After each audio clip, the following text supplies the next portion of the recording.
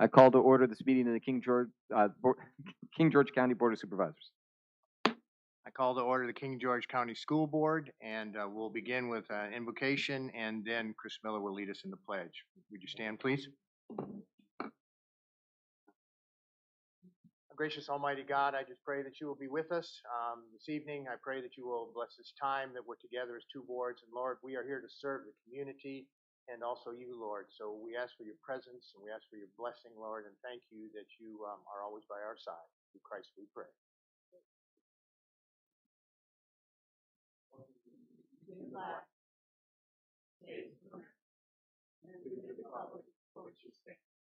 One nation, under indivisible, and justice.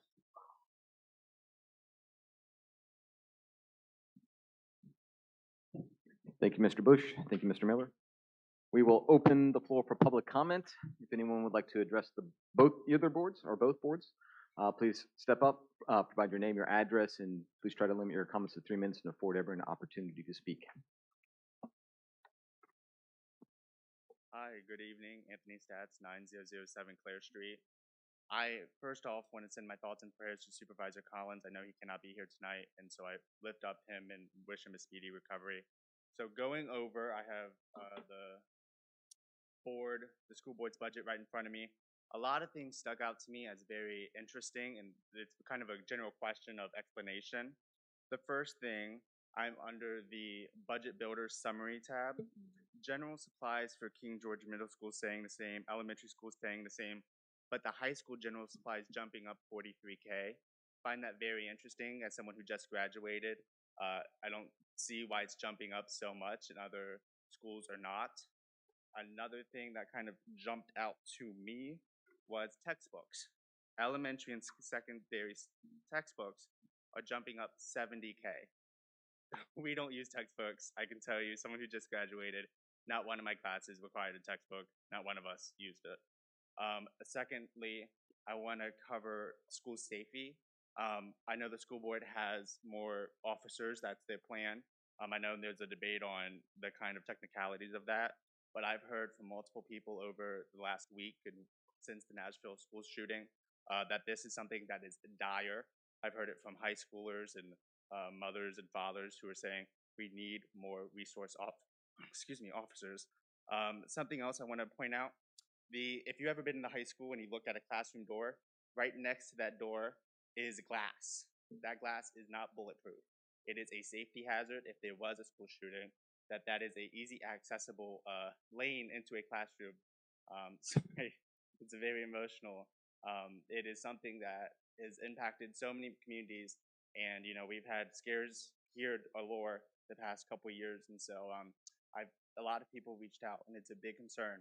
And so I just wanted to pass that forward, and I appreciate your time.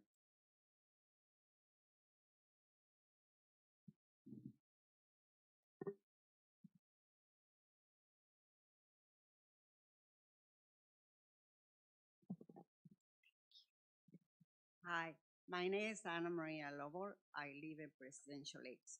Well, I don't have nothing to tell you because my kids already graduated, even from college.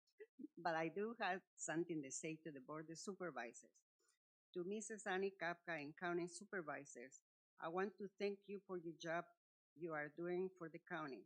I know it must be very hard, and we really do appreciate the job you are doing. But at the same time, the people of the county are depending on you to make the right decisions and do what is best for the county, especially regarding the spending our tax dollars. I know you approving, I don't remember it was last year or the year before, for 5 buses for the school. Last year, I think Mr. Jeff Bush said that we had to be careful with the budget. We had to start planning what we will do if the income from the landfill should be lost. Now, on the top of that, you building the new courthouse. I think the people of King George forget that 28 to 30 years ago, we were very upset that the landfill was open to bring garbage from all over the county. We were told that we'd have a great source of revenue, but the only thing I saw was the higher taxes. So what happened if we do lose the income from the landfill. Last year, after the reassessment, property values increased by almost 40%, but the members of the Board of Supervisors stressed that the advertised tax rate of 68 cents for real estate and $3.25 for personal property are on the high side. I am wondering if you get funding from the state if our taxes will be lower. Thank you.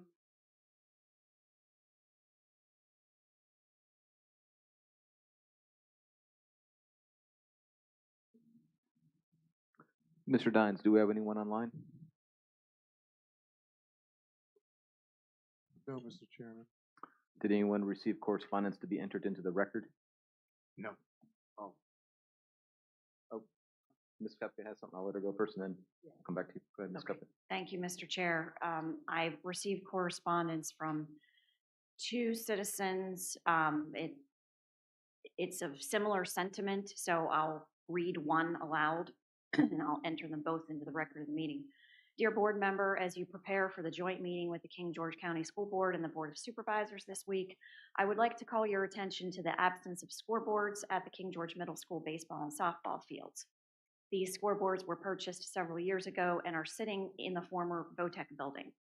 It is my understanding that the installation of the scoreboards is included in the school's proposed capital improvement plan currently. I feel this project needs to be approved and these items need to be installed. Furthermore, under Title IX, baseball is not allowed to use lights at their games due to the lack of lights at the softball field.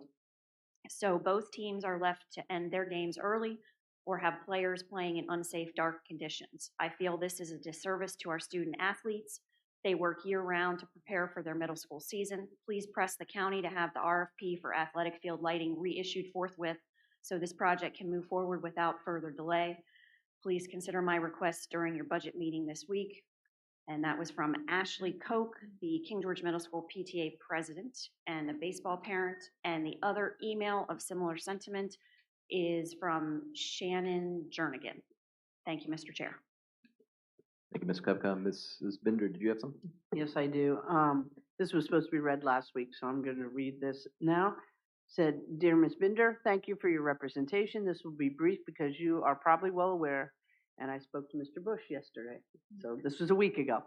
Deep concerns are brewing amongst my many teacher friends. The common themes are staff shortages, inability to implement IEP and 504 plans due to staffing, exhaustion, too many meetings and professional development requirements, lack of mitigation of lice spreading in PES and KGES, code of conduct for students not being enforced, lower salaries compared to neighboring divisions. I could go on, but you get the point. Teachers don't want to come forward because they are afraid. I even heard just yesterday, if there comes a day when all the children and staff are present, some of the buildings will be over capacity for fire regulations. A number of the teachers I know well are being recruited by a former colleague to Stafford because Stafford is strategically moving existing staff to other buildings to make room for King George teachers at their schools closer to our county line, and some King George teachers commute in already. This is the impression and what I directly heard, but I am not employed by KG or Stafford. However, it doesn't sound far-fetched. A lot of the exhaustion on our veteran teachers comes from the empty instructional positions that couldn't be filled all year. These teachers know it will probably be worse next school year, as they are aware of several of their teacher colleagues are planning not to return. Dr. Boyd is doing as much as any human can do, and it seems he is well respected. This is also a common theme among teachers. My son will be finished with school in 2025, so I don't have a personal stake in any of these issues, except for bus staff shortages, causing the track team coaches to take turns which athletes are allowed to board the buses for meets. I can't be the only parent or resident who is aware of the dire situation. The county is so small, and rumors of a mass exodus of teachers are spreading as new homes are being built and more families are moving into our community. When contracts are presented, we will all find out in real time, but it will be too late. It may already be too late. Thank you for taking the time to read these concerns. Best wishes for the joint session. I love our teachers and our amazing staff, and I believe our schools are the heart of King George. Jill Dunn, 12395 Ripon Court. Thank you, Ms. Bender. Was there anything else?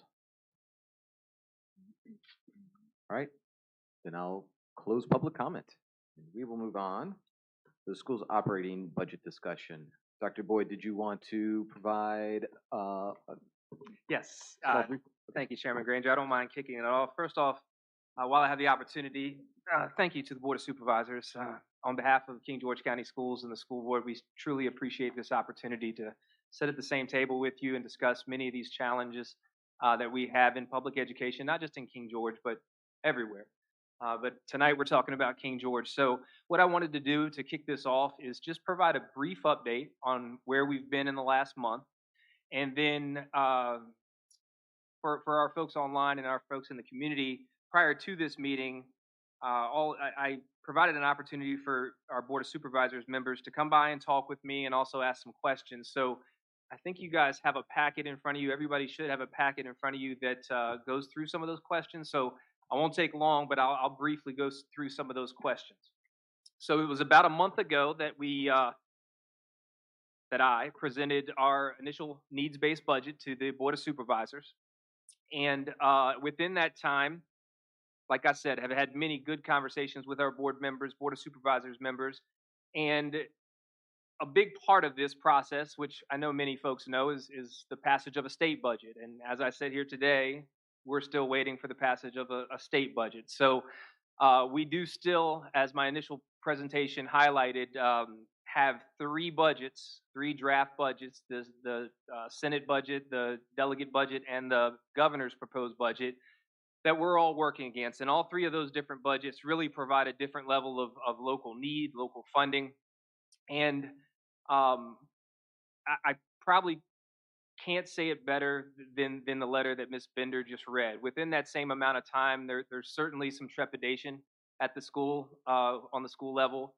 And again, these issues are very prevalent in the country, but the needs in school divisions and school buildings right now, and those folks that have stepped up to satisfy those needs, it's out of balance right now. There is most certainly a teacher shortage, one that continues to grow. As I made my initial presentation, we're in a position in public education over my 20-some years that I've never been in before, as far as having to compete for that resource. And when I say compete for that resource, as was highlighted in the letter, a lot of surrounding school divisions are, at this point, outpacing us. And I think we need to make sure that we focus on, and as you guys know, in telling the story of our budget presentation, our paramount concern is teachers and teacher salary. I gave you guys the story, and I won't go into detail right now, but there's nothing in the educational arena that's more important than a quality teacher in a classroom. There's not a technology, there's not a building, there's not anything, there's not a textbook, there's nothing that's going to outpace the ability or the skill of a teacher. And when we have a shortage, that is sincerely felt. So I just want to highlight that again and address your questions that you've given me. So I know that Mr. Collins couldn't be with us this evening. I believe he may be able to log on, so I certainly wanted to make sure that I addressed his questions. So if you reference that document that I provided, I'll just go through those questions quickly and see if that can stir any conversation. And if you guys want me to stop at any point and you have other questions, please feel free to do so. So Mr. Collins' question from the budget presentation, number one was, where can the Medicaid reimbursement be found in the revenue report? If you guys remember, this was when we made our initial presentation. And if you have your budget book, the Medicaid reimbursement can be found in the revenue report under state miscellaneous revenue. So if you turn to your tab titled revenue, I believe it's the very bottom of the second page, and then it rolls right over into the top of the third page. And that last sentence says the revenue, this revenue is from Medicaid and is being projected based on the prior year's information. And again, that's always an estimate on the front end because we don't get that final reimbursement until the very end of the year. So we estimate that on the front end. Question number two, this was one that we dug into well, to be honest with you, this is my first go around in the budget cycle in this position, as you all know. And you've probably heard before that the state provides funding for SOQ positions. So when they talk about raises, typically the state provides funding for the positions that they approve through the standards of quality document. Mr. Collins' question was, can you let me know what positions are funded through SOQ and what positions are funded through locality? So if you turn the page, you're going to get probably more information than you want on this topic, but it's not an easy, straightforward answer. So many people would think that, the state would say for every particular staffing position, you need 20 teachers, or you need 2 librarians, or you need 1 assistant principal or 1 principal. It's a little more complicated than that. If you look at that document, that colorful document there, you can see that what they do is they list the positions. They also list a funding ratio, which is a huge calculation. It's compared against a prevailing salary, and then they tell you how much of that salary they're going to fund. So it's not really a straightforward answer. Are there any questions on that? Like I said, it goes pretty deep there. I just want to clarify this because first time I saw it. So when you say, is that a percentage where you see 0.89, 8.53? Which line are you looking at? SOQ funded support positions column? Is that a percentage? Are you looking at this document right here, Ken? Mm-hmm. Yes. Okay. Yes. So, for example, you see the first one there is assistant superintendent on the left-hand side. The ratio that the state uses for the number of assistant superintendents you can have in a school division is based on 0.000208 students. Okay, so that's a huge calculation in itself right there. The prevailing salary across the state for an assistant superintendent is $127,000. Based on the number of students we have, we are afforded or funded for 0.89% of an assistant superintendent position. So the state only kicks in 0.89? Yes. And we have to cover the rest. So for the assistant superintendent position specifically, you would cover the 0.11 of that position. Okay, so you're not looking at it 100%. You're looking Exactly. at the different. That's why I Yeah. was trying to understand the ratio. Yeah, so it gets pretty. I wish I could give you I wish I could give Mr. Collins a more straightforward answer. Like, we've got 20 teachers, 15 of them are SOQ, 5 of them are not.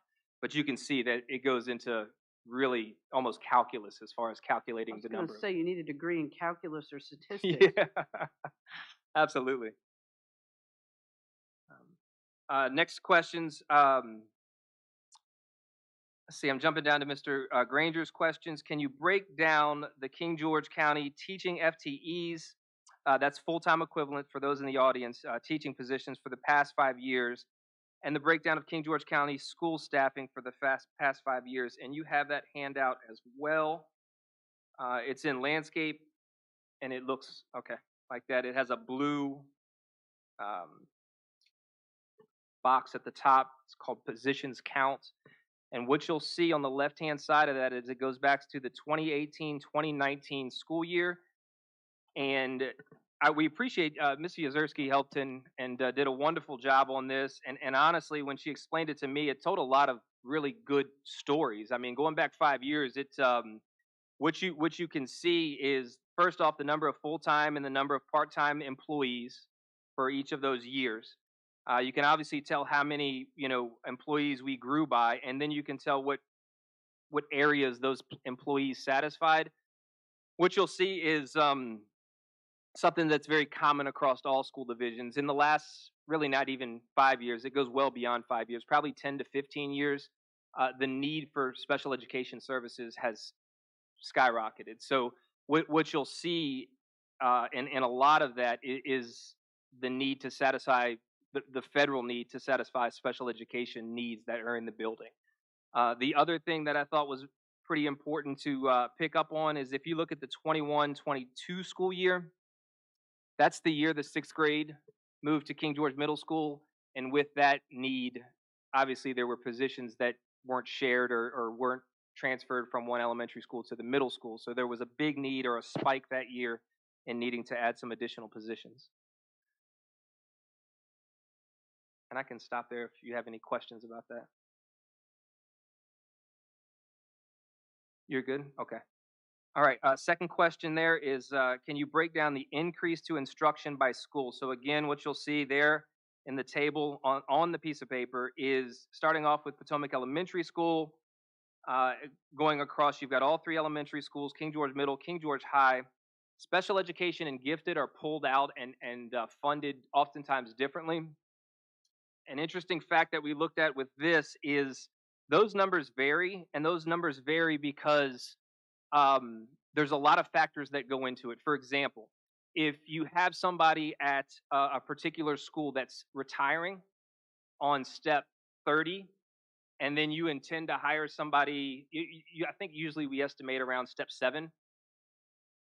What it looks like in this and what it'll look like in the master budget document is like we're saving a lot of money, right? So when you look at how it breaks down across instruction, it might look like a school is spending less on instruction, but it could be because high paid teachers are retiring and likely lower paid teachers will be employed. Does that make sense? Yeah. That's a quick question. Yes, So absolutely. I appreciate the breakdown. Thank you for that. Where would the preschool fall on this list? Would it fall under the SPED category? or something SPED like- okay. category. Mhm. So that's going to be the preschool as well as, then I see the break. So the elementary, would it fall under the elementary dollar figure, or is there a different dollar figure aside from? Is that, Cheryl, do you know, is that elementary? That would likely be the elementary dollar figure, correct? Would it be included with, that's what I mean, yeah. It is, so, but I see that there's, elementary is $415,000 increase. Is the preschool fall under that category? Okay, thank you.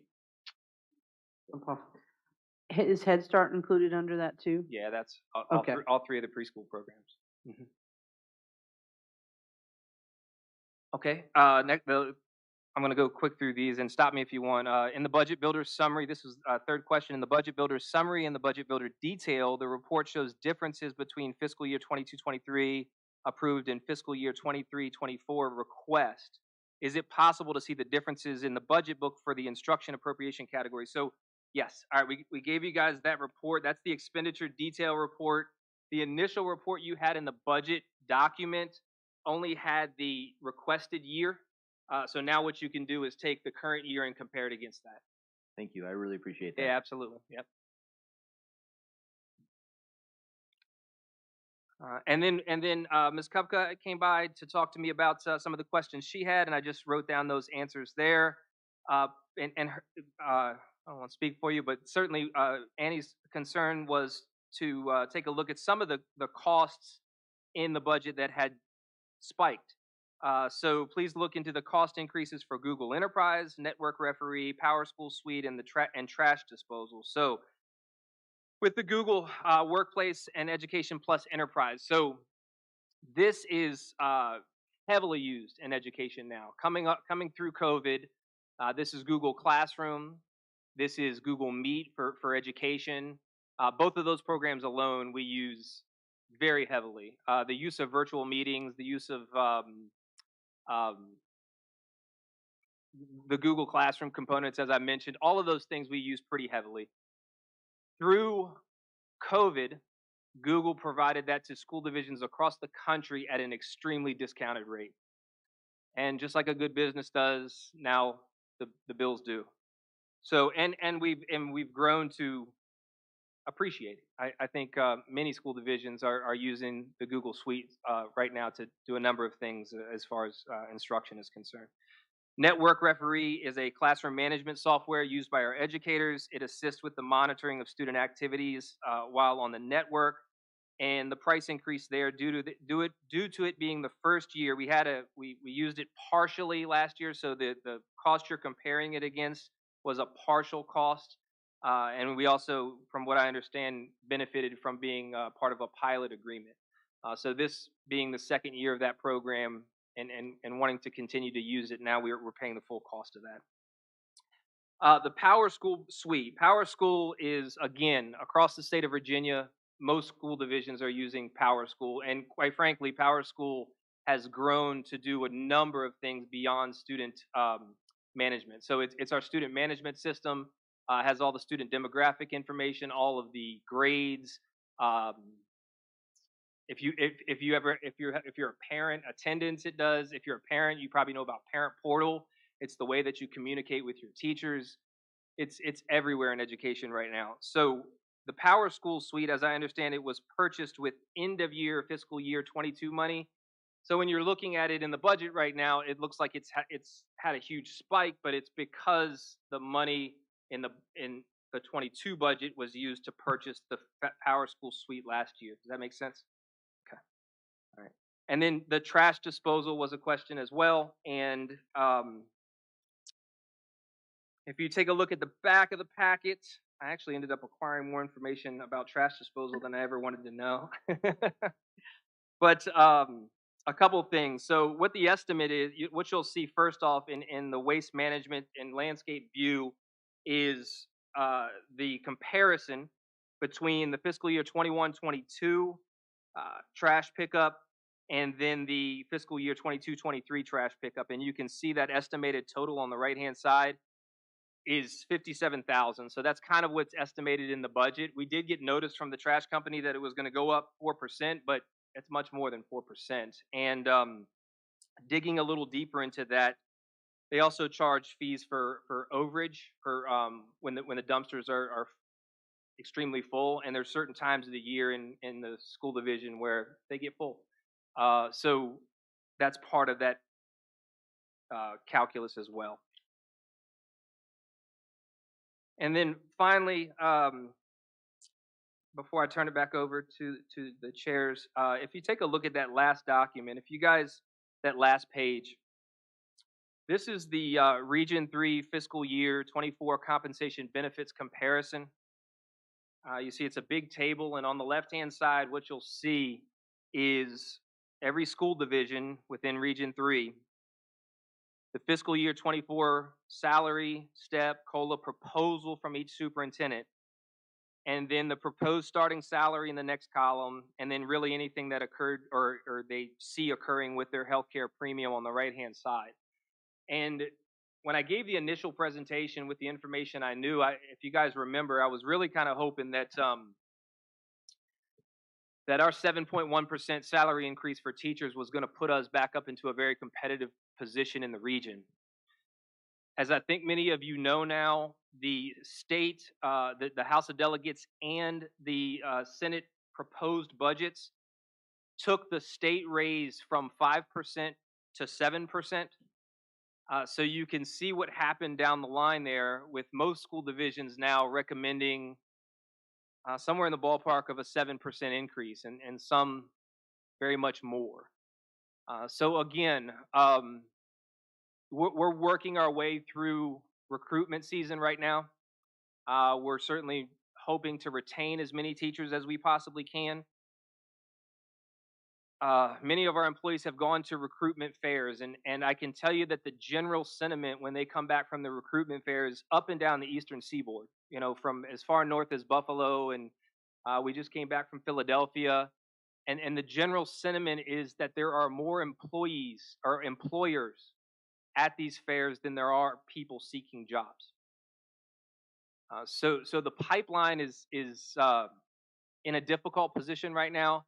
And it's certainly one that is causing us to have to be very strategic about being competitive to make sure that we attract quality teachers and buttress that resource as best we can. And I'll pause there for any questions. Do anyone have any questions for Dr. Boyd about that?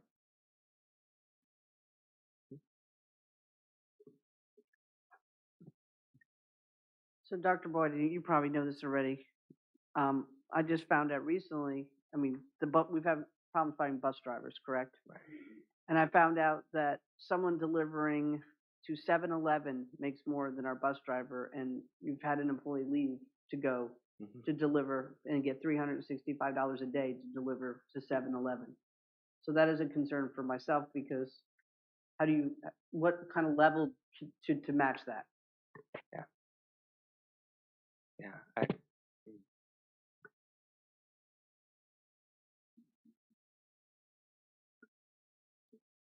Everybody's looking to me. Well, I was just thinking that I think right now the budget that we're proposing, things like the bus drivers and others, if we can accomplish and get that budget, I think most of the bus drivers, obviously, they would like more. but I think it would at least satisfy where we are now. I think in terms of trying to continue to be competitive, this is something we're gonna have to deal with every year.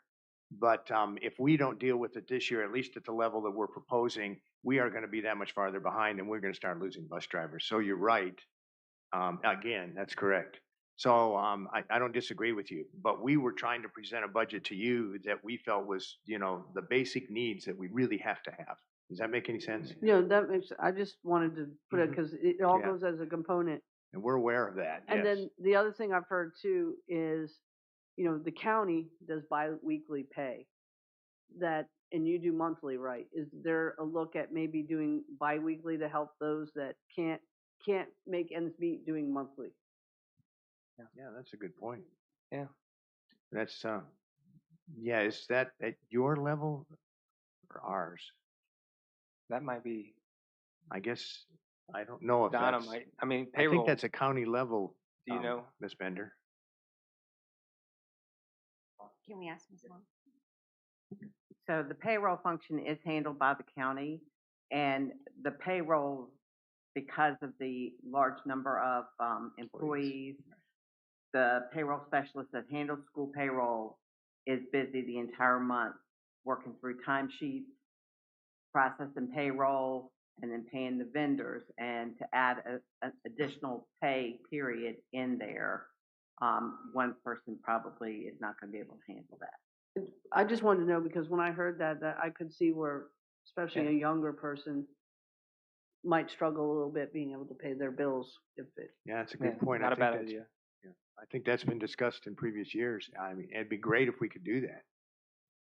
And I know, I'm not sure if it's done here in King George, but some localities will, especially like new teachers, will give them a advance on their salary, but then of course you have to That's more work manage too. and- Yeah.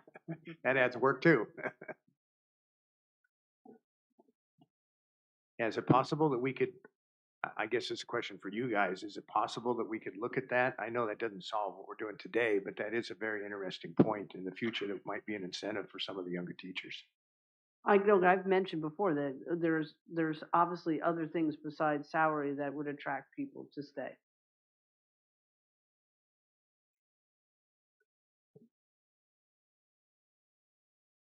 Dr. Boyd, Yes, sir. so going back through the binder, looking at the major differences, it does a good job of kind of breaking out the big ticket items. And when you add those up, it comes to about 5.3 to 5.4 million, which leaves about 1.3 million that isn't in one of those big categories. I apologize for not asking it before. I assume probably most of it would fall under instruction because that's where the largest increase is. What kinds of things might that be, though? As far, well, 80% of the budget is instruction. So whether that's teacher salary, whether that's instructional software, textbooks. I know we've talked a little bit about textbooks that I can certainly speak more on. So would those fall under additional inflated costs for equipment? That would services, fall and under supplies? there. Yeah. So adding that all up, like just looking at major differences. Major differences. Okay, gotcha. Those numbers, 2, 3, 4. It's like 5.3 million that I add up those 4 sets of numbers. And the budget request is a total of 6.7 million overall. So that leaves, as what I was saying, about 1.3-ish million. It's not exact, but I'm just trying to figure out what kinds of things might not be captured in those big 4 items that would account for that increase. I think that I'll take a deeper look, but I'm pretty sure that's like instructional items. It is most definitely instructional items. Tracking, but they wouldn't be. They don't fall under the additional inflated costs, is what you're saying. Yeah, I Okay. believe so. Okay. Yeah. And then we did have a question about textbooks, and Yeah. I do know. I'll come back. I apologize, Ms. Gonzalez. I didn't mean to interrupt. No, Did you sorry. have- I did just you wanted to want to speak on understand more where you were looking, what you're adding up. All right, sure. The major differences slide between FY23, FY24. It is. Sorry, in the presentation. It's Oh, that one.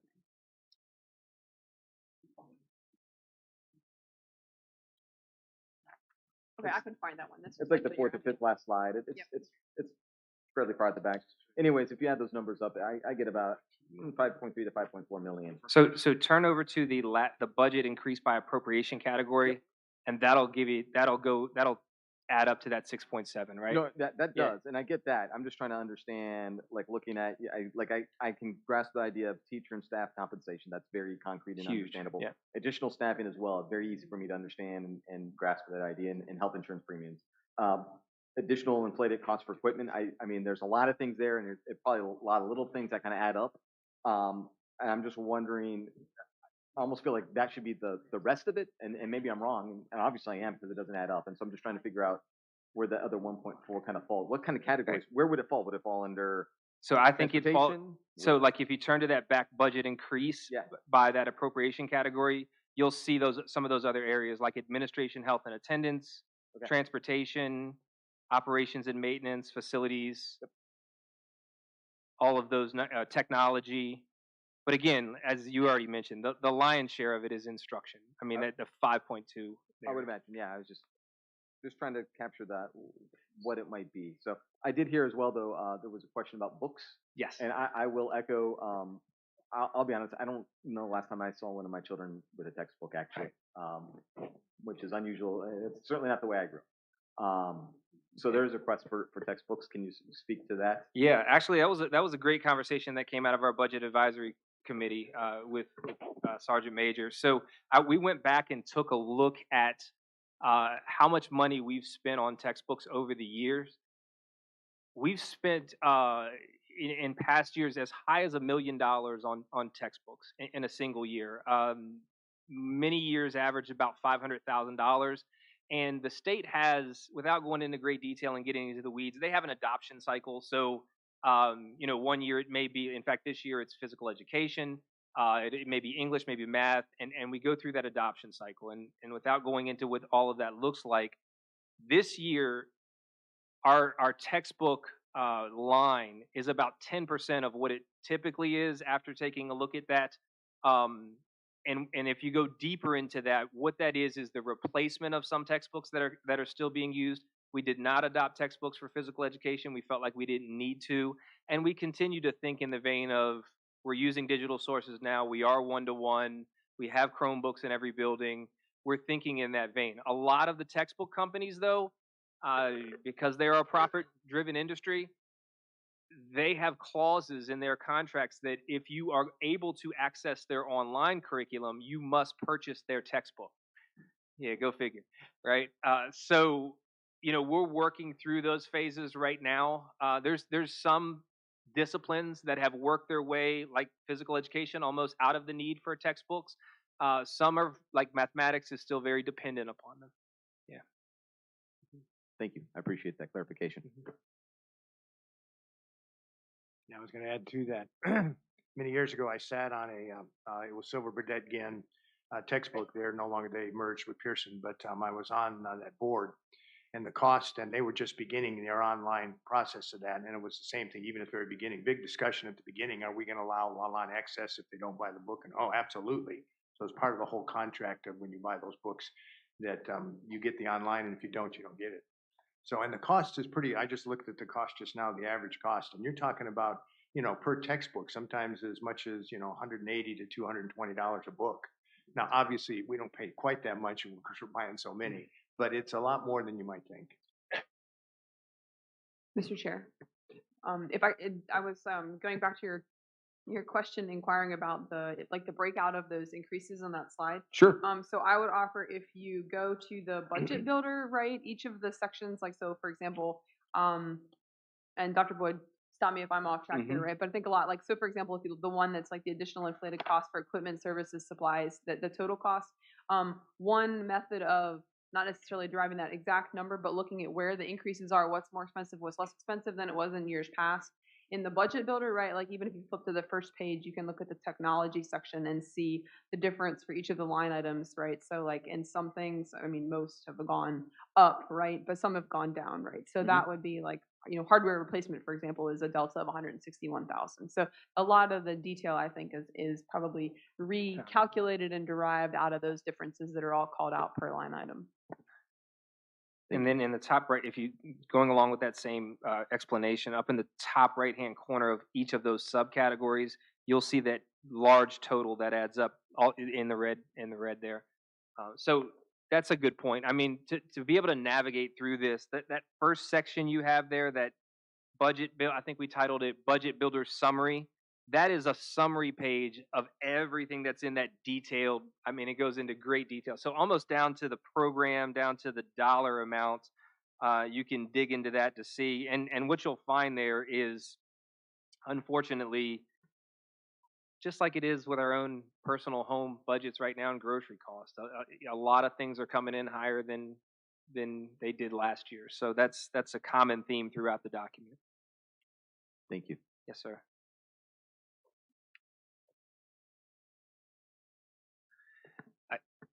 I don't mind saying I keep having this thought in my head because we talked about Mr. Statt's textbook comment. The other comment that he made is one that's very timely as well about student safety, school safety, and it's one that's not on everyone's mind in King George County, but one that's on everyone's mind across the country.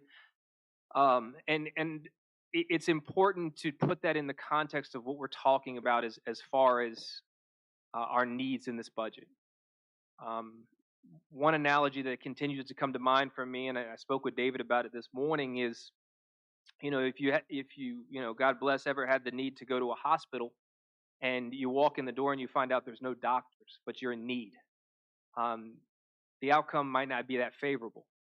And I know in a public school, the demand and the need is not always that dire, but when you have these concerns about school safety and you have these concerns about student conduct and behavior, it is very, very important that we put qualified people in classrooms and in hallways and in administration offices so that they can address those needs the way that they've been trained to do so.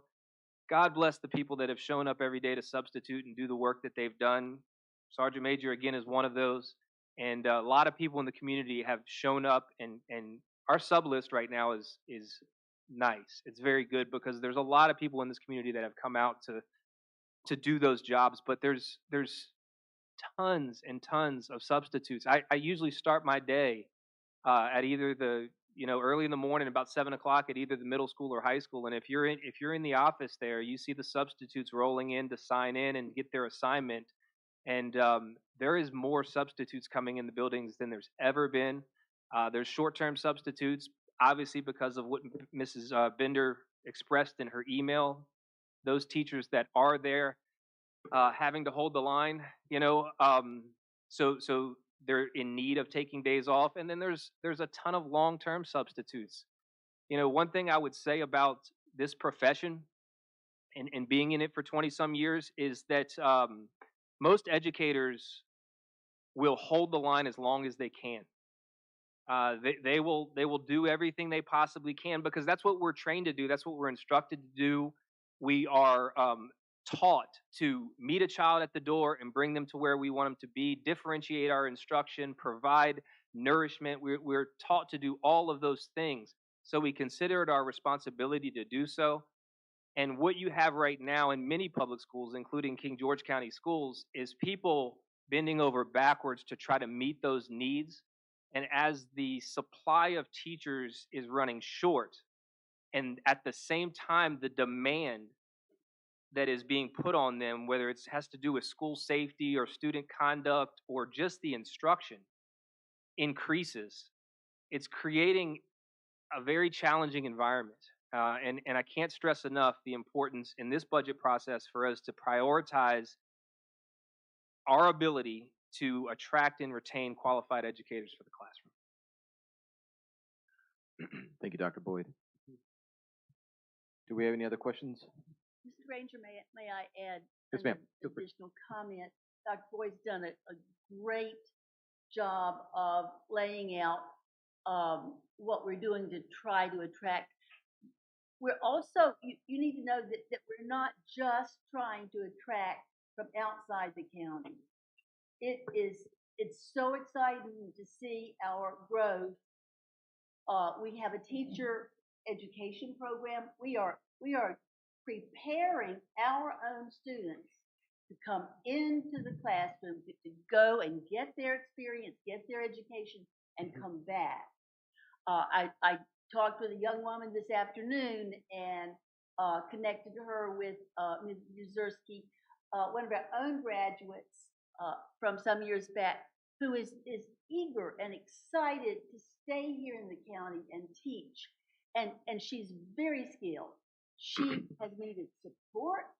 She's getting it. Ms. Yuzerski has known her from the time she was in elementary school.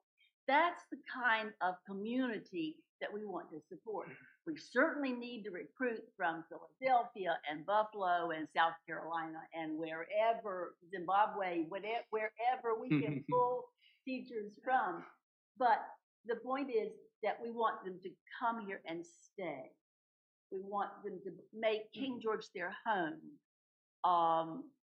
And it becomes a solid home where people can raise their children, join in our faith communities, join in our sports activities, and continue to stay here and raise their family. So it's not just recruiting all across the country. We're building our own program and our own applicants, but it's time consuming.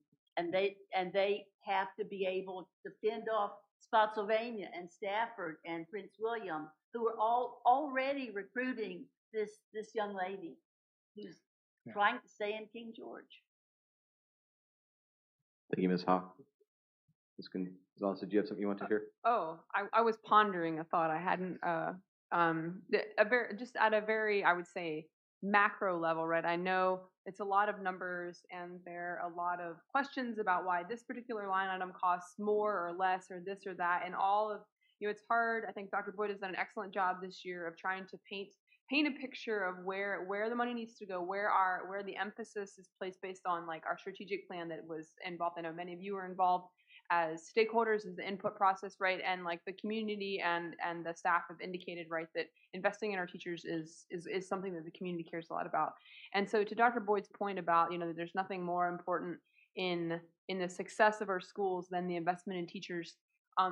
Like ponder, right, trying to tell the story of why it matters that we invest in our schools, why it matters that we invest in our children. And there are many competing, priorities, and I certainly recognize that. But the priorities that are competing, need for greater law enforcement, need for greater safety systems in schools, need for, right,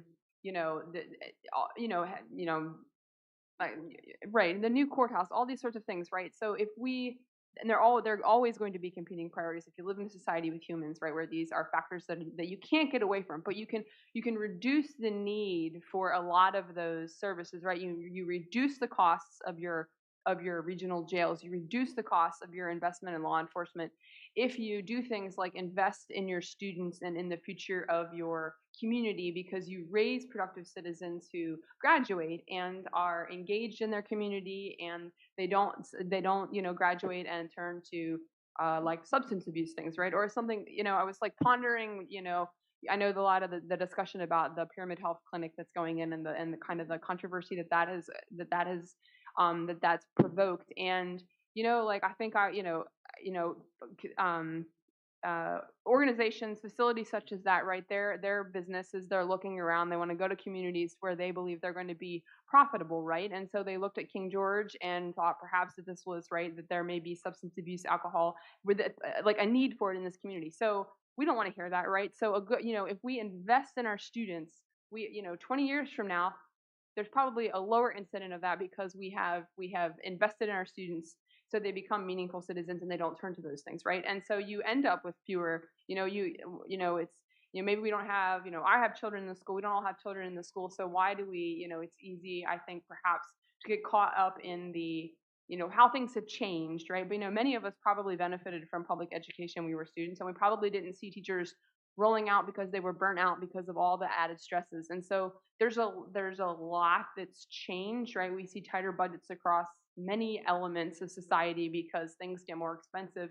And as a result, we have a harder time investing in our population and all these things. And we talk about school safety. I have a hard time not returning to the same thought that if we're investing and engaging in our students and counselors and services and all of the things that the schools provide to students on a daily basis, we help prevent things like active shooters and folks that turn to that because they haven't been given the means that perhaps they needed to help get them on the right track. And so all of that's a very long-winded way of just saying, right, like healthy, vibrant communities that attract businesses, that generate revenue, that have great home prices, that that people want to move to for all the right reasons, right? They start with schools because when you educate your neighbor, you grow up to feel safe in your community, right? And all of it, to me, it's all just a part of the big picture, but it really starts. It starts with our schools and starts with our students because they're who's going to be sitting here in this boardroom 30 years from now making decisions about what they want this community to look like then. And I hope that I hope they look back on this time and realize that we cared about what they thought and how successful they were and how comfortable they were in their community 30 years ago, right? Anyway, that's all. Thank you, Ms. Gonzalez. Ms. Bender, did you have a question? Yeah, I was looking at Sergeant Major's budget book, and I did have one question on, I don't know what page it's on, but it's first page where it has technology, division improvement of instruction under the budget builder. Budget revenue. Yeah, and it has secondary software, and it's almost $100,000 increase. I just wanted to know what the secondary software was. So you're looking at the summary page? Yeah, this one right here, the first page. That's it. Yes, and under technology, you're looking at Secondary software, which I assume is the middle school and the high school, correct? secondary the high- software? Yeah, division of instruction is 6040 in the third column to help you. 6040 in the secondary software. Okay, I see. All right. So again, if you go to the budget builder detail and first go to the division improvement of instruction, so that's going to be your second section, right? And then we're going to go to the secondary software section. And that what you're going to see there is it's mainly Power School. So that's what I was talking about before is Power School looks like it was not even paid for at all in the last budget cycle because the money from the fiscal year 22 was used to pay for the Power School suite, and that major difference there has to do with the way that it looks like in the budget builder document. Yeah. Yeah, I was just asking because when you look at it, you see secondary, you think of sometimes high schools referred to as secondary. Right. It's just a I got you. word choice. Yeah. Thank you. Yes, you're welcome. Okay. Yeah. Mr. Chair, can I make a?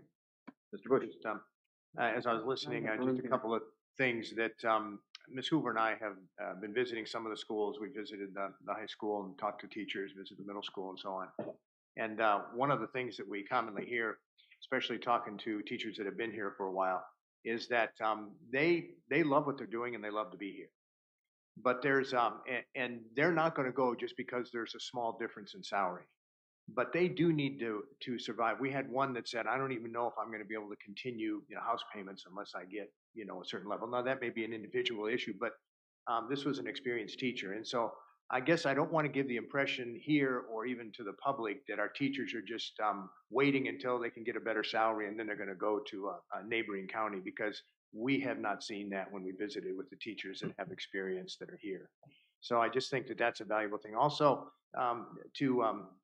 I've also heard from the same parent, and Ms. Bender and I have spoken, and I just wanted to let you know that we are continually, Dr. Boyd and I, we meet every week, and we continually go through a lot of suggestions that parents have, that Ms. Bender has, and other people have, and we're always trying to find how can we have more incentives besides the salary.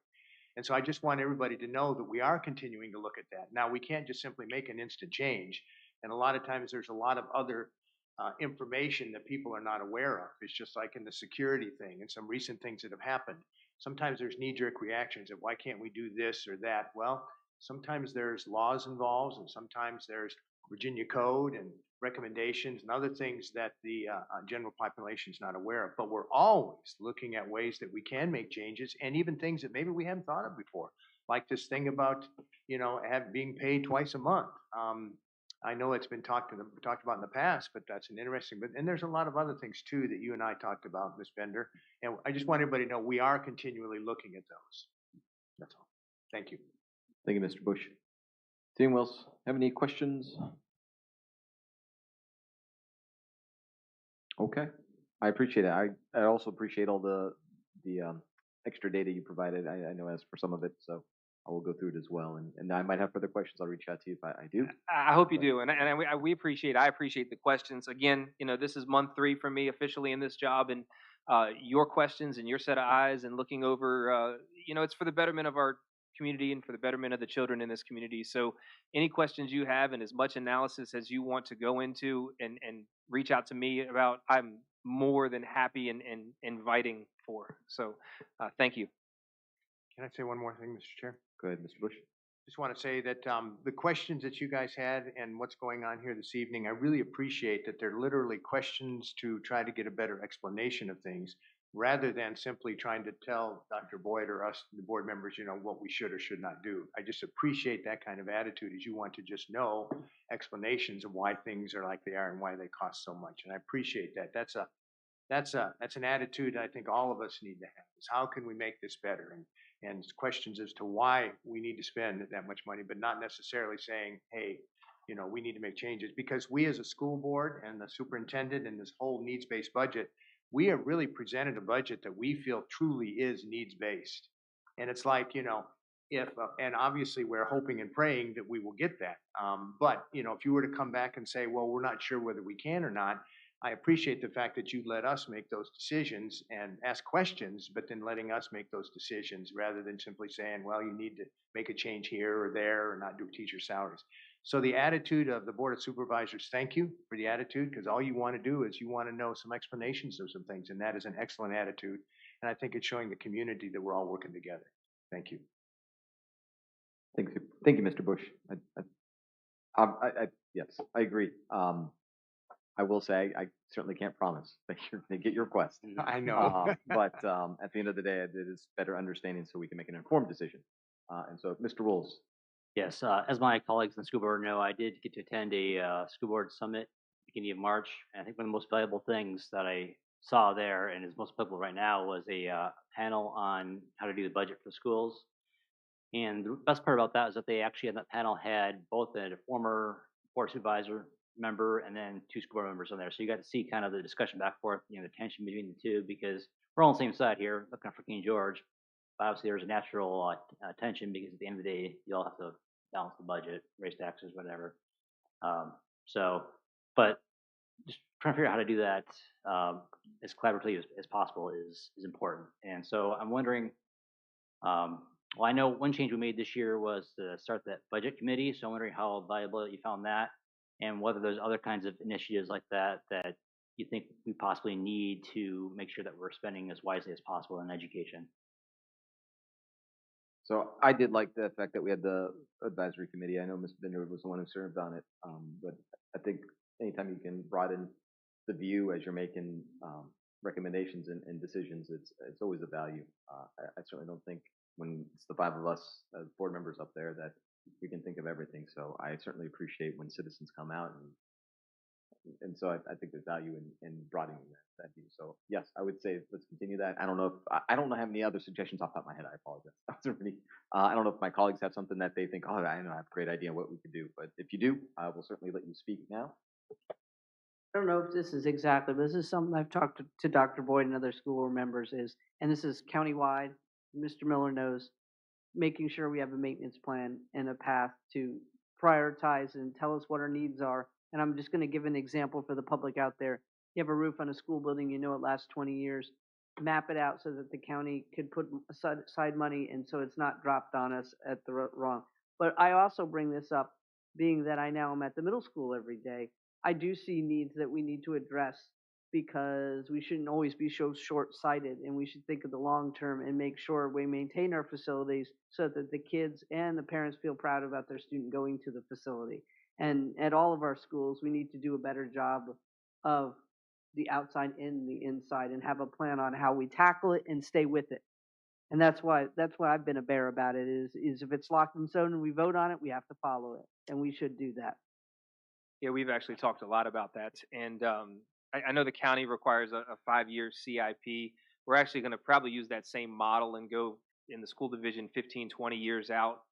To your point, you know, whether it's a roof, whether it's the turf on the football, whatever it may be, see if we, and obviously those things, as we've discussed, they change within that time period. So they're not stamped in stone that we'll need something or something may change. But nevertheless, we're right now working with our maintenance department and other departments in order to start building that list well beyond the 5 years that is required in the CIP process.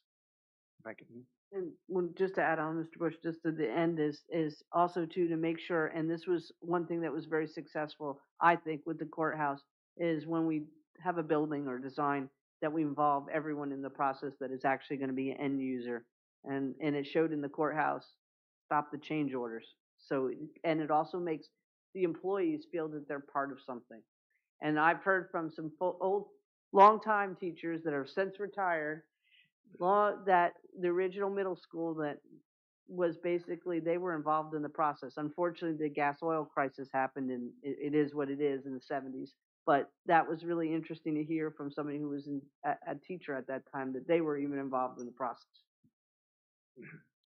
I just want to say, Ms. Bender, it was actually based on our conversation in terms of looking more long-term at things, and then also some of the teachers that we heard from said the same thing. And then, so yes, we're talking and planning. So it's a perfect example as us. We want to do things that's going to be better incentive and do a better job with budget and looking far beyond that 5 years for CIPs and looking at the now. Of course, as Dr. Boyd said, 10 years, 20 years, big change. But if we don't start thinking now of what's happening with the number of people moving in and the number of building that's going on and how even the high school within probably 7 years is not going to be big enough.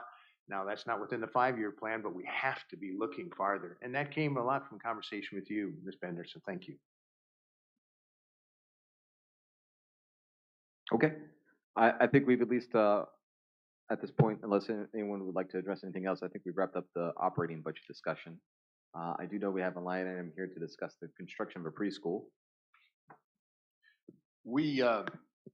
So this is obviously one of those things that's been talked about, and you all were presented with the CIP last year, and we all kind of agreed that the first step was to have a study done, and you funded that study.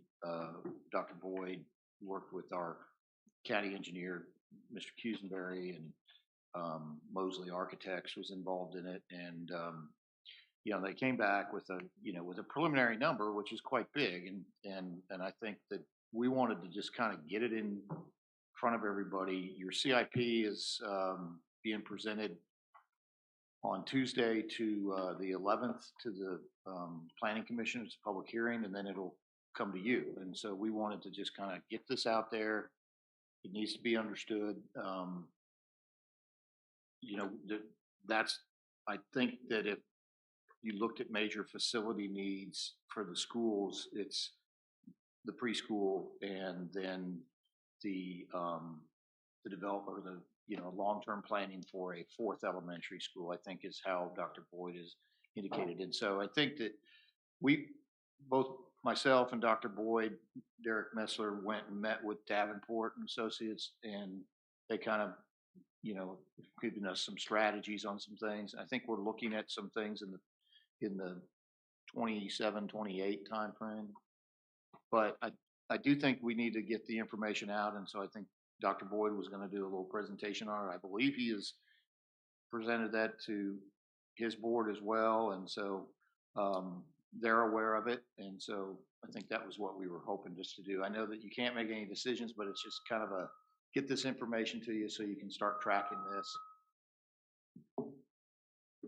So I don't know what detail you guys, I know Tuesday we're presenting the preschool. I can present the preschool right now if you'd like, whatever you'd prefer.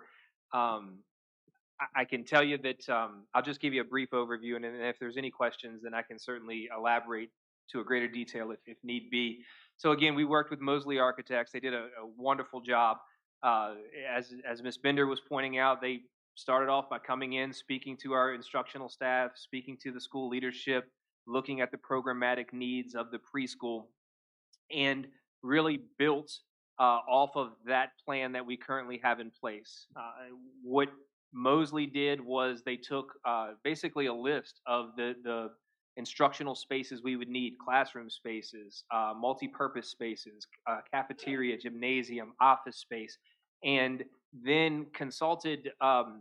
I think it's a VDOE document that talks about the size of every one of those spaces that are recommended. So there's a particular size for a preschool classroom. And so all of those instructional spaces are listed in this plan, as well as the associated square footage. And it comes down to, I believe, I want to say it was a 4,300 square foot, 4,500. 4,500 or 45,000? 45,000, sorry, thank you. 45,293. No, not 4,500, thank you. 45,000. And again, that's a preschool, that's a gymnasium, that's a cafeteria. Those are very large instructional spaces. So again, Mosley took all of that information and crunched those numbers, and then came back to us and really provided 3 different types of instructional models. So they, in essence, just in summation, they gave us, as far as the structure of the building is concerned, they had option 1 where all the classroom, all the instructional parts of the building were on one end, the administrative and common spaces were on the other. The second option was classrooms or instructional spaces on either end with the common spaces in the middle. And then the option that was preferred by the instructional staff and the administration at the preschool was more of an L-shaped building where on either end of the L were academic wings, classrooms. And then within the middle of that is your main entrance, your administrative wing, your gymnasium, and all of your common spaces. They also took a look in the process at the land where it would go, and I know many of us have discussed and talked about the acreage that is where the old middle school currently sits. So they gave in that report, they did kind of a survey of that property. It does have some interesting topography over there as far as hills and such, and wetlands. I think many of you guys know, and I've talked to you about. So they've provided really 2 options. One option, just as far as the preschool is concerned, is placing the preschool on top of where the existing middle school is. The other option is if you were to come into that parking lot and look at the existing middle school, far off down there's not a road there yet, but far off down to the right, there's another area that's relatively flat as far as the topography is concerned. And that was the other location.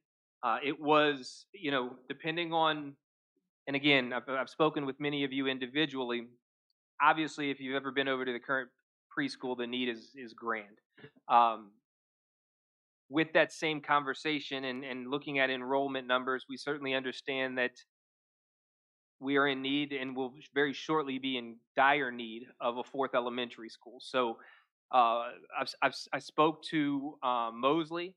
Mosley says that they could certainly, with the same amount of money that's already even been allotted, could also conduct a feasibility study for the elementary school.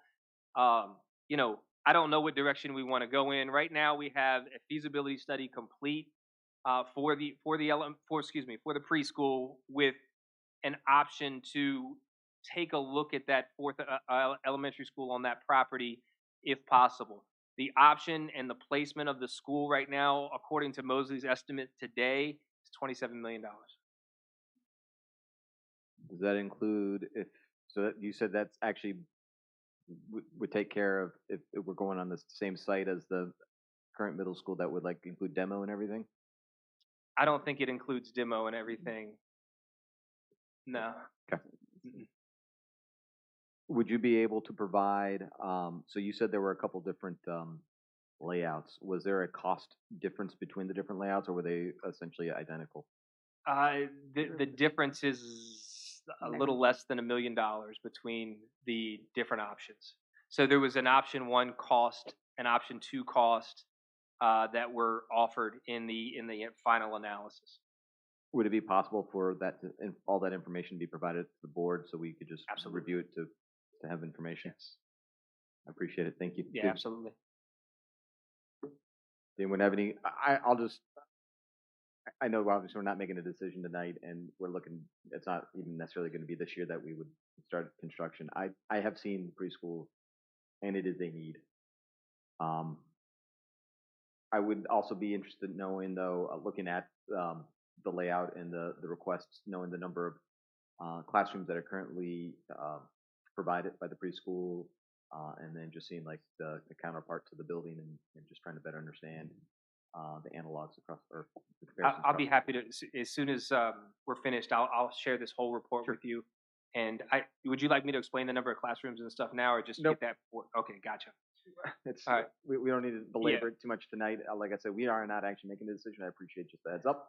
But those are some things I would like to see in preparations for making a decision on what would be the right way to move forward. So I don't know if my colleagues have any particular, Ms. Binder? So I've mentioned this before, and Dr. Boyd, Mr. Boyd, we've had the conversation, is on the site that it is possible to also put the 4th elementary school attached to it, and that could be added later, as a wing, like we're doing with the courthouse. If you space it right on the property, you could do it all. I know the property very well, because I helped create a cross-country course on it, so. Yeah, but I think that we'd have to have another feasibility study in order to look at that, which is not a bad idea necessarily, because I think that they said that they could probably go ahead and do that with the money already allotted. Is that correct, Dr. Boyd? Of course, yeah, we that would have be to, the will of the board, it's but the will of, yeah. Just before we move on, I apologize. Mr. Collins is listening in, and so I would just like to read off his comments. So the estimate for the preschool will be very short of the actual amount of the actual cost. You're going to have to put in a bigger placeholder for the preschool. So that's Mr. Collins's input upon this. So And I only brought it up because of the feasibility study, because to me, it goes back to long-term planning. It makes, like we did with the courthouse, we did not agree to the bigger size, but we built it on the property to add later. So if that was a thought, it would be better to design it at the beginning, even if only you built the preschool first. I think that would require some sort of action on their part. Is that correct, Dr. Boyd? Say that again. I think that would require some action. I didn't hear what you said, Chris? Kathy. Could you say First that of all, it's technically not been presented. We kind of jumped the gun because we thought that you need to, if there was going to be discussion, Sure. operating budget that might include some increases to things, then this is something that both boards need to be aware of, that this might also somehow be implemented in this. Correct. So if there's going to be an action, it could be something that could be developed as part of the CIP. Correct. We could have that as an element of the CIP that gets approved or considered by the planning commission and then considered by the board. So unless you guys want to take an action tonight, but I don't think you want to do that. What I was suggesting is, could we look at it in part of our CAP to include to add on to the feasibility study if there's already money to add that in? That's where I was asking. So I'm not quite sure that we can add that into the CIP process, because the public hearing has been advertised for next Tuesday. Without that. There weren't any funding, but you said there, and I was trying to look to see, if we've been billed by Mosley yet for what they've done, to see if there was money left on the purchase order. So if there is money on the purchase order, I think that we can probably move forward as long as it doesn't exceed that amount, because that was the amount that was approved in last year's CIP by, going forward by the planning commission as well as the board of supervisors. okay, well we won't make the decision tonight, but we can circle And back I'll and do take a some look at that. I looking appreciate into it. Thank you, Ms. Hahn. Mrs. Cuphead, did you have something you would like to say? Yes, thank you, Mr. Chair. I just wanted to point out, I know, Dr. Boyd, you're going to provide us with the study, but For the benefit of the public, if anyone wants to take a peek at what we're talking about, it was published online on the King George County School Board website in the March 27th board packet. Yes. Thank you. That's correct.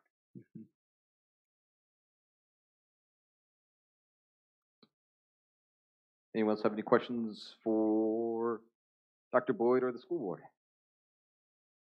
Or does the school board have any comments? Anything, Nothing further. Ms. Hawk? Ms. Hoover?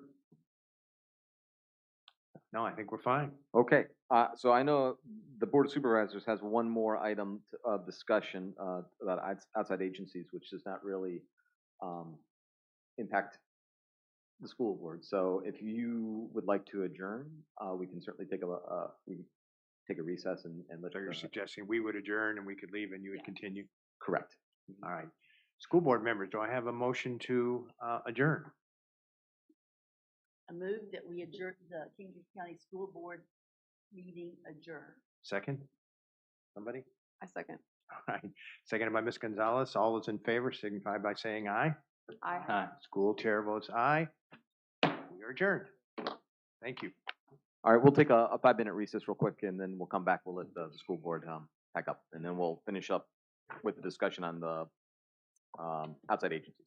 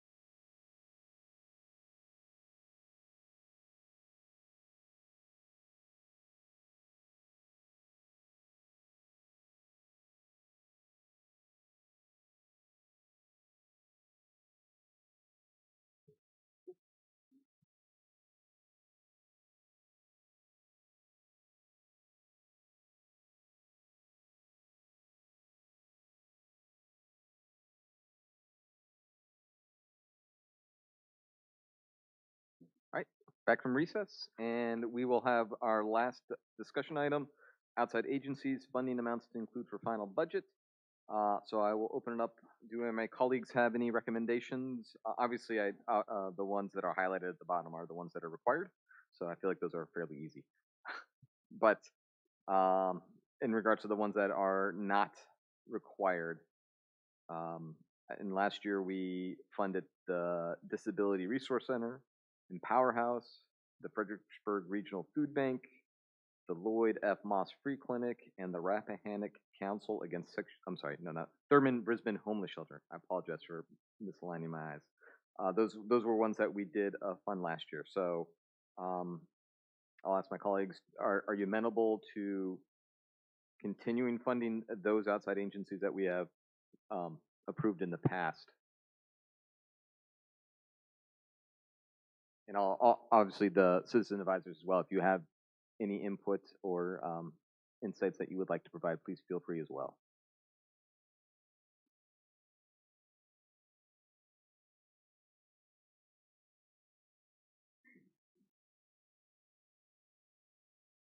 So I'll say I'm amenable to keeping the existing ones on. The one I would ask about in particular, though, would be the Fredericksburg Regional Food Bank. I know that is a fairly large increase, and that was the bus. Is that right? The van. Okay. So their request would have to deal with the van in order to provide the mobile food pantry, I guess, and it's a refrigerated truck. Thank you, Ms. Kupka. So I'll ask my colleagues if you feel that that's a reasonable request. I don't mind the food, because I do know they help our community. It's just that I have a problem with the food truck part. Okay. Mr. Chairman, Yes, sir. I also have a problem with that food truck. Okay, but not against the food bank in general, like No. for the other service. Okay. Mr. Stonehill? I'm good with what we did last year, but I think that 82, whatever, almost 70 is a bit high. I'd be willing to, do the other ones and possibly just cut that down a bit. I think that's a big ask from where we were last year. Okay. Yes. Mr. Chair? Yes, ma'am. Yeah, I wrote in an even 10,000. Okay. It's just a little bit more than last year, but that was a big jump. I agree. It was the one I was hesitant about continuing on with. Not that I don't appreciate the services they do provide to our citizens. So what I'm hearing, it seems like, I'll ask my colleagues again, 10,000, does that seem like an acceptable amount?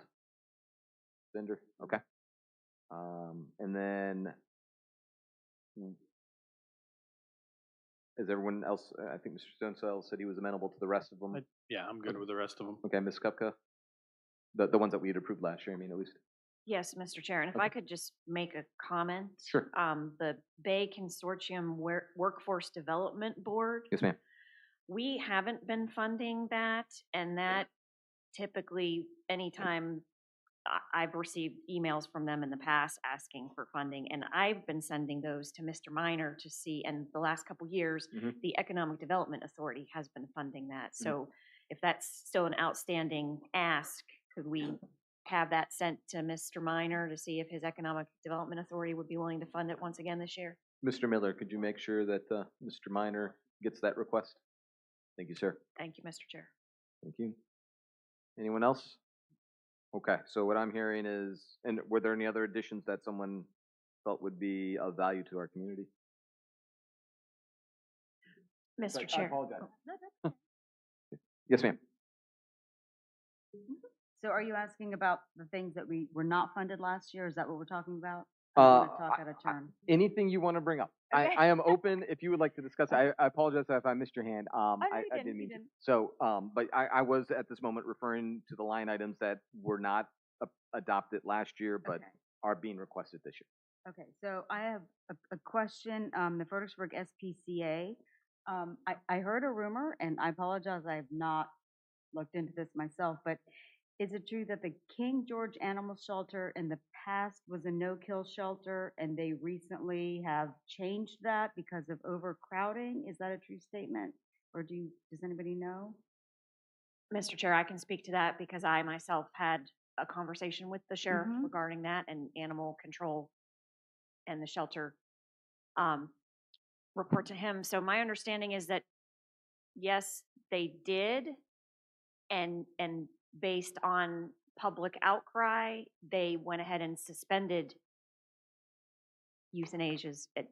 They just suspended, put a pause to try to come up with some other options. So for a very short time, yes, they were, and they heard the message from the community and decided to look into it more, and so they have paused. Thank you. I am glad to hear that. That being said, though, if we are having an overcrowding problem, maybe the SPCA is a place we might look into investing to help out with that. I don't know. So thank you, Mr. Chair. I would only say in response to that, that based on the questions that I asked regarding their data and their data sources, it didn't seem to me like we'd have a great benefit to our community, is the way I'll put it. That's my only issue with that one. Well, thank you for looking into it. Any other recommendations for any of the others that were not adopted last year? I am not interested, I'll just say that, on adding any of the other ones in beyond what we have currently Mr. Chair, recommended. Yes, sir. do we know what this Northern Virginia 4-H Education Center is? Mr. Chair, I can answer that. That's the 4-H camp in Front Royal that yeah, like I think your kids went when my kids went. Yeah, so that's the 4-H, the physical facility, and I think they're trying to get localities to help subsidize it as well now. And typically we haven't. I know unless you qualify for a scholarship, the families, the burden of the cost to attend the camp falls on the family. So in my mind, I don't know that I could justify using public tax dollars for our community as a whole to subsidize that as well. Thank you.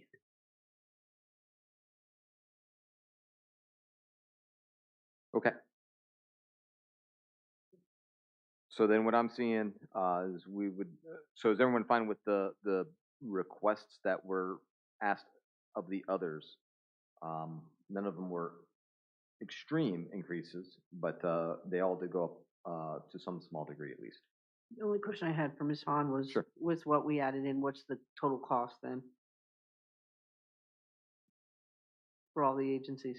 I'm sure you added up. The ones that we've Yes. so far identified. Mm-hmm. So let me make sure I understand what you're asking, what the total cost of the ones that we're going to. Yes. And So so I wanna- mandated plus I the, want to make sure that I've got the ones that you are wanting to leave in. That would be the Empower House, the Disability Resource Center, 10,000 for the food bank, and then the Moss Free Clinic and the Thurman Brisbane Center. Yes, ma'am. And then all the bolded ones as well, obviously. Right. Yes. I can rerun those real quick because I've got the. 5106. Oh, that's the non. That's, Okay, that's a non-mandate. 51,006. So, and the lion's share, that's the Thurman Brisbane. I'm amenable with moving forward with this list that we have. I'll ask my colleagues. Okay. All right. I think that's the list we'd like to see as part of the budget going forward. okay, I'll have those, this updated, which this will roll up to the big spreadsheet that Yes, ma'am. we, provide to you all. Of course, at the, before we can give you a full, there needs to be other discussions, I guess, at our next work session. Yes, ma'am. I think that's the plan. Where our next work session is not next Thursday, it's the following, the 20th. Okay. All right.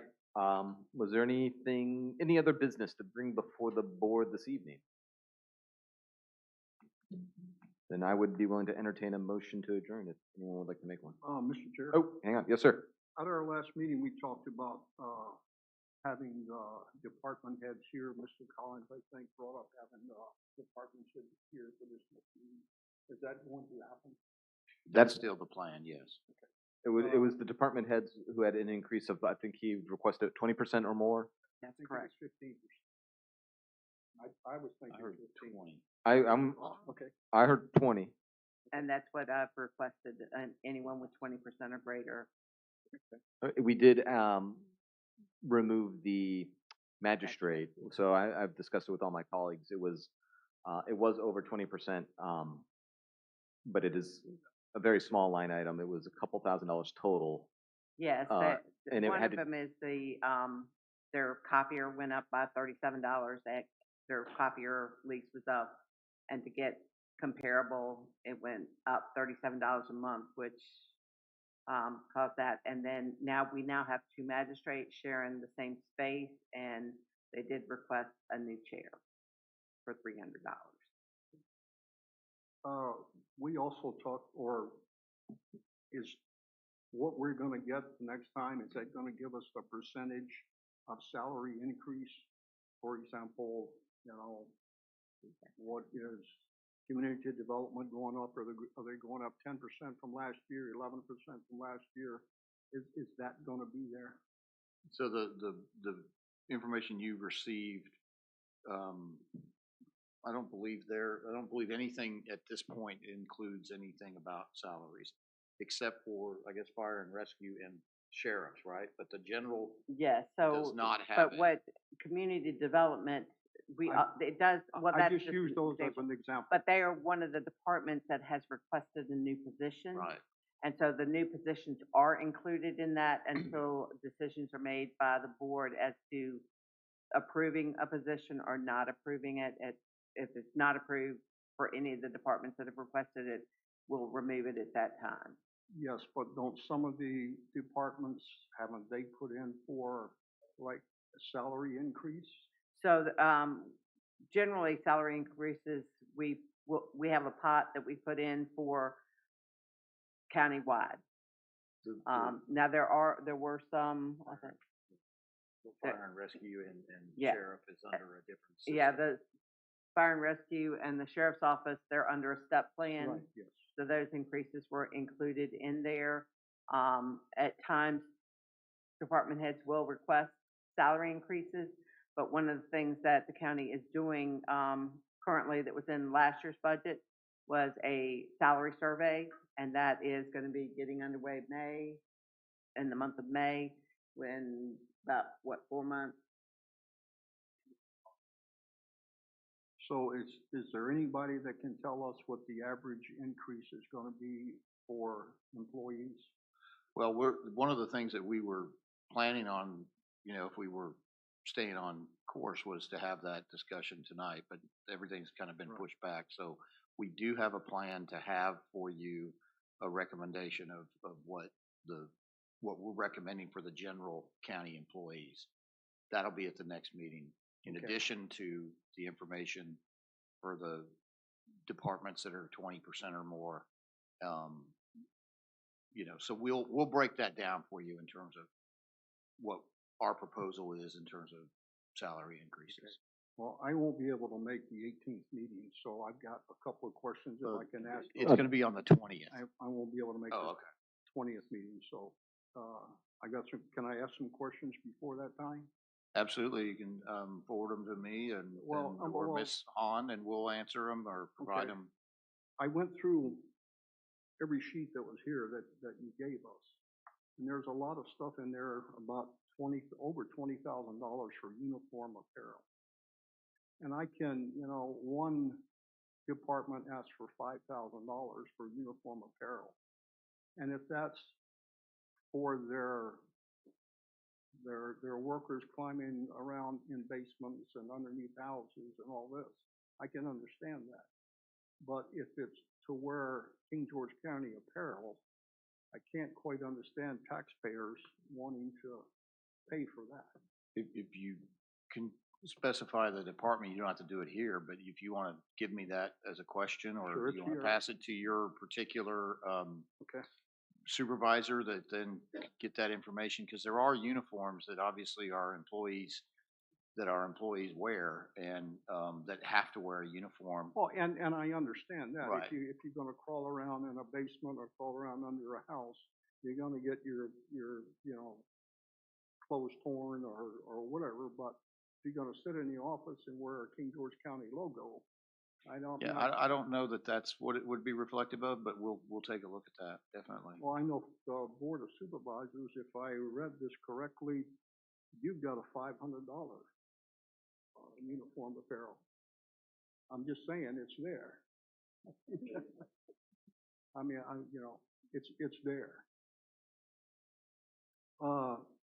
And we talked about the furniture and checking into what they call dermo. Did that young gentleman ever?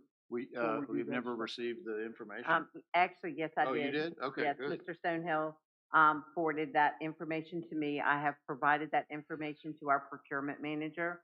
And once you go into the site, she has to join it first, and then she'll start taking a look at the furniture that is available there. So yes, are working on that, along with the procurement, department is really busy right now, but that is one of the things on her list. And so she will be looking at Yeah, it. well, I'm not sure we could, you know, that we'll find anything there, but my goodness, we can at least look at it rather than Right, and spending we've also talked to, $80,000. Mary Washington, University. They also, have surplus property, and so we've been trying to arrange a time to go and look and see what they have. They don't have a listing like the, federal warehouse does.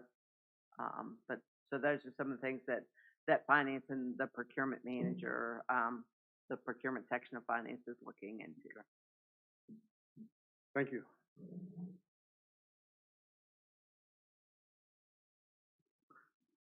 All right, any other, Mr. Stonehill? Okay. Okay, then I'll entertain the motion.